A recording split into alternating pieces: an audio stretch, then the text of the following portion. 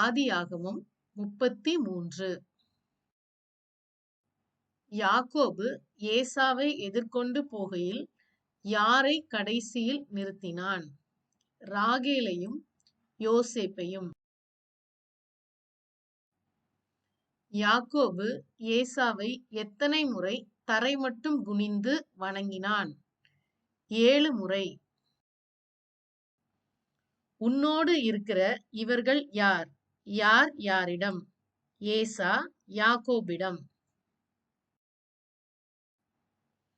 யாக்கோபுக்கு ஏசாவின் முகம் யாருடைய முகம் போல் இருந்தது? தேவதூதனின் முகம். ஏசா தான் வந்த வழியே திரும்பி எங்கு போனான்?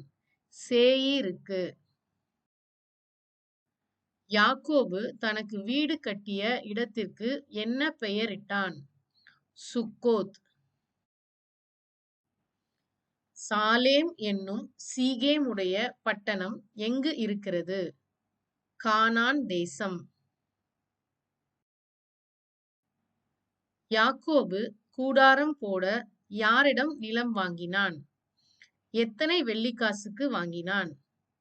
ஏமோரின் புத்திரர் கையில் 100 வெள்ளிக்காசுக்கு.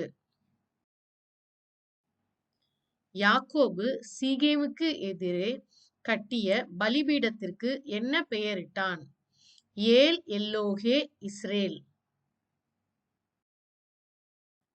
நாம் புறப்பட்டு போவோம், வா, நான் உனக்கு முன் நடப்பேன். யார் யாரிடம்? ஏசா யாக்கோபிடம்.